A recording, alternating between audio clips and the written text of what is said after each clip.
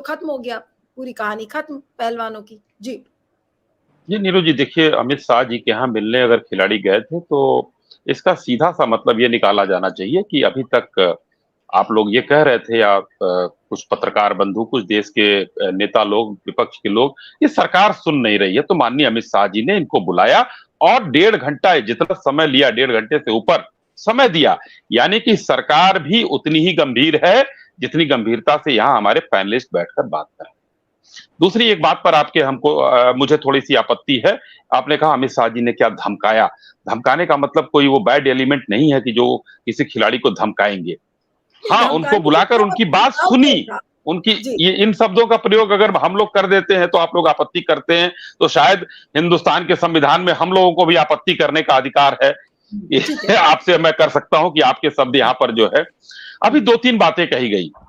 अभी हमारे चंद्रशेखर जी ने कहा कि जो चुप रहते हैं उनको भारत रत्न और ये अर्जुन पुरस्कार और ये दिया जाता है। तो चंद्रशेखर जी, क्या सचिन तेंदुलकर जी को भारत रत्न जो है चुप रहने के लिए दिया गया, उनके खेल के लिए नहीं दिया गया? इस पर आप बयान अपने टर्म पर दीजिएगा, जरूर दीजिएगा। नीलू जी, आपने कहा अभी ट्वीट आया है साक्षी मलिक का, हमने भी ट्वीट पढ़ा है, और उन्होंने कहा है कि हम लोग अपनी नौकरी ज्वाइन करेंगे और उसके साथ सत्याग्रह चालू रहेगा। आंदोलन खत्म करने की बात किसी ने नहीं कही, और ना और आपने खामखा भाजपा का नाम लपेट दिया कि भाजपा इसको झूठा नैरेटिव फैला रही है। और इस देश में भाजपा ने तो किसी का, एक नेता का बयान दिखा दीजिए कि भाजपा के किसी राष्ट्रीय प्रवक्ता ने या किसी राष्ट्रीय नेता ने, किसी मंत्री ने कहा हो कि उन्होंने खत्म कर लिया।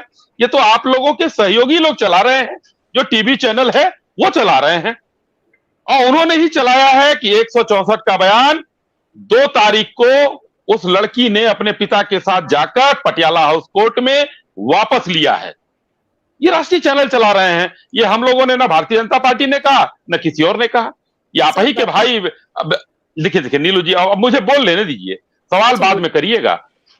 यही आपके जो बिरादरी के लोग हैं, आपके भाई बंधु हैं, वही लोग चला रहे हैं। जो खबरों के, हमारे भी सूत्र वही है, उनके, आप लोगों के सूत्र तो बहुत बड़े बड़े हैं, लेकिन हमारे सूत्र तो आप हैं। ट्वीट कब आया साक्षी मलिक जी का? आज आया है। उन्होंने नौकरी जानते कब ज्वाइन किया है? 30 मई को। आज ट्वीट आया है। इतने दिन तक वो कहां रही, क्यों नहीं ट्वीट किया? और शनिवार को अमित शाह जी से मुलाकात हुई है, तो क्या ट्वीट? दूसरी बात, हिंदुस्तान के नौकरी का भी एक नियम होता है। कहीं भी कोई नौकरी करता है, चाहे उनको अनुकंपा पर मिली हो, या मेडल जीतने पर मिला हो, या कंपटीशन पास करने पर मिला हो, एक उसकी नियमावली होती है। उस नियमावली के तहत हर व्यक्ति नौकरी करता है।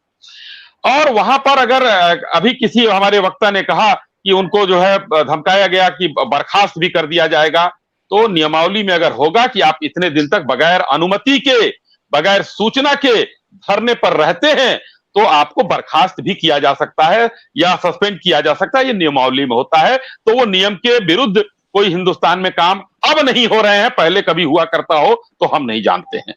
तीसरी बात, साक्षी मलिक हो या विनेश फोगाट हो या जो लोग भी हो, इन लोगों ने इतने दिन तक लंबा ये आंदोलन चलाया नीलू जी, तो क्या आप और हमारे यहाँ पैनलिस्ट ये मानते हैं कि अचानक कोई पीछे हटते समय कह देगा कि नहीं नहीं, अब तो हम लोग आंदोलन समाप्त कर रहे हैं, जा रहे हैं? ऐसा कुछ नहीं है। उनको ये पता था कि अब, पहले हमारा आंदोलन था, वाकई हमारा आंदोलन पवित्र था, जैसे हमारे किसानों ने आंदोलन शुरुआत में किया था वो पवित्र था। लेकिन अब ये राजनीतिक टूलकिट का हिस्सा बन गया था। अब तो उनको ये लगा, इसलिए वो उस दिन की पंचायत में नहीं गए। पंचायत पर मैं अभी 2 मिनट बाद आऊंगा, लेकिन उस दिन वो पंचायत में नहीं गए। वहां पर बजरंग पुनिया ने भाषण दिया कि हम अलग पंचायत बुलाएंगे और खिलाड़ियों की पंचायत बुलाएंगे, न कि इन टूलकिट गैंग, जो ये डकैत गिरोह और टिकैत गिरोह कौन कौन थे वहां। और एक वो नामाकुल आया हुआ था, मैं क्या बताऊं, वो कह रहा था मैं खींच लाऊंगा। उसकी औकात हो तो खींच लावे जाके। अरे कानून से चलो, संविधान से चलो भाई। खींचने की बात वो कर सकते हैं, और मैं अगर कह दूं तो मैं बड़ा बुरा बन जाऊंगा। तो ऐसे लोगों को देखा हमारी इन बेटियों ने, हमारी इन बहनों ने, तो ये लोग जो है समझ गई कि अब हम राजनीतिक रंग में ओतप्रोत हो रहे हैं, हमको इससे फायदा नहीं होने वाला है। तो ये पीछे गई और इन्होंने कहा कि सत्याग्रह वापस नहीं।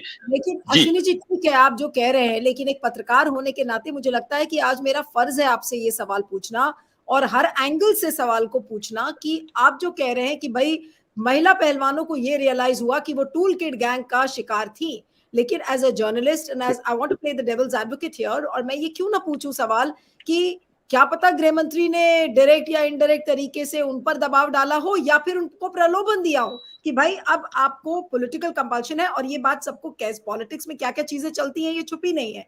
ऑन रिकॉर्ड हम भले उसको ना बोले, लेकिन पीठ पीछे बैक मैन्यूवरिंग कैसे होती है ये सबको पता है। तो ये सवाल क्या आज हमें नहीं पूछना चाहिए कि ये दबाव था या प्रलोभन था? नीलू जी, एकदम सत्य है नीलू जी। और आज यहाँ पर 4 महिलाएं बैठी हैं इस पैनल में, आपके समेत 2 पुरुष हम लोग बैठे हुए हैं। आप एक बात बताइए, किसी महिला का आत्मसम्मान और वो भी यौन शोषण का जो आरोप उन्होंने पूरे देश के सामने इस तरीके से कहा कि हमारे साथ यौन शोषण हुआ है, इससे कोई खराब चीज या खराब आरोप समाज के सामने तो नहीं लाया जा सकता है। ये एक तरह से मैं वर्स्ट पोजीशन कहूंगा। निर्भया का कांड जो हुआ था वो तो और बस था, उसको छोड़ दीजिए, लेकिन ये भी एक इज्जत का मामला था। और इसको लेकर जब बेटियां हमारी सड़क पर बैठी, आंदोलन किया उन्होंने, तो आज उनको ये बताने में कौन सा गुरेज है कि अमित शाह जी ने हमको धमकाया है या अमित शाह जी ने ये बात कही है कि आप लोग शांत हो जाओ, आप लोग ये हो रहे हो। वो तो कह सकती हैं, वो तो सीधा जब ब्रजभूषण शरण सिंह को इस तरीके से बनाया जा रहा है कि उससे उनसे बड़ा कोई विलन नहीं है, उनसे बड़ा कोई वो नहीं है, तो उसमें उनको कहा भी जा सकता है। मैं मानता हूं, मैं तो अभी भी कह रहा हूं और आप लोगों के साथ हूं मैं, कि अगर जांच हो रही है उनका, अगर वो दोषी जो भी ब्रजभूषण सिंह हो, तोमर हो या जो भी पाया जाता हो, न्याय संगत तरीके से सख्त सजा दी जाए, हम आपके साथ हैं।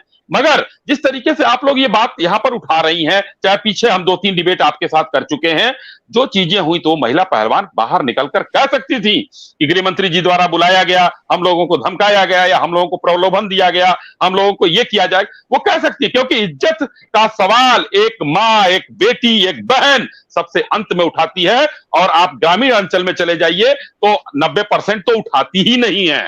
तो ये बड़ी बहादुरी का काम उन बेटियों ने किया, अगर उनके साथ कुछ हुआ हो। और उसके साथ एक बात और हुई, उन्होंने कहा हजारों लड़कियों के साथ ये हुआ है। अब सोचिए उन लड़कियों पर क्या बीत रही होगी जिनकी शादी हो गई, जिनका नाम नहीं आया, उसके बाद उन लोगों के पति उनको, उनका परिवार उनको किस नजर से देखता होगा कि ये हमारी लड़कियां जो बहू बनकर आई है ये शोषित हुई है, यौन शोषण हुआ है इसका। ये सब भी चीजें चली हैं। तो अब फिलहाल मैं पहले भी, जिस दिन हम लोग बैठे थे, शायद याद है नीलू जी, जिस दिन वो लोग अपना मेडल लेकर हरिद्वार गई थी, तो मैंने उस दिन भी यही बात कहा था कि ये राजनीति से प्रेरित है। वो अपना मेडल महामहिम राष्ट्रपति को भी दे सकती थी, अपने खेल मंत्री को भी दे सकती थी, लेकिन ये टिकैत बंधु कौन से सेफ लगे हुए थे, गोदरेज का ताला लगा हुआ था कि उन्हीं को दे के आएंगी। ये उस दिन एक पूर्णिमा का दिन था, स्नान का दिन था। ये राजनीतिक लोगों ने उनको एक हल्ला बनाने का काम किया कि और यहां पर प्रचार मिलेगा, प्रसार मिलेगा। ये सब देखते हुए वहां पर उन लोगों ने मेडल को बहाने की बात की। और एक लाइन कह के अपनी बात को समाप्त करूंगा नीलू जी, कि अभी जो वो हुआ था वहां पर सोनीपत में पंचायत हुई थी, उसमें देखिए एक महामहिम पूर्व आए, जिनको जब वहां से जो है हटा दिया गया, कुर्सी से हट गए, तो अब वो राजस्थान की गली गली में इन बेटियों को घुमाने जा रहे थे। क्यों घुमाने जा रहे थे? ये टूल किट का एक हिस्सा हो रहे थे। चंद्रशेखर ने क्या कहा था उसके बयान का मैंने जिक्र किया। तो इसलिए मैं ये कहता हूं कि ये लड़कियां जाने अनजाने टूल किट का हिस्सा, ग्रेटा थनबर्ग और जो थी वो सोरेस कौन है उसका टूल किट का हिस्सा बन गई। और अब इनको समझ में आ गया, तो इन्होंने आंदोलन वापस नहीं लिया, अपनी नौकरी पर गई और अपने तरह से ये लड़ाई लड़ती रहेंगी। इसमें इन लोगों का कोई हाथ नहीं। अब चाहती है कि ये लोग हमारे साथ आए, वो अपनी लड़ाई स्वयं लड़ेंगी खिलाड़ियों के साथ।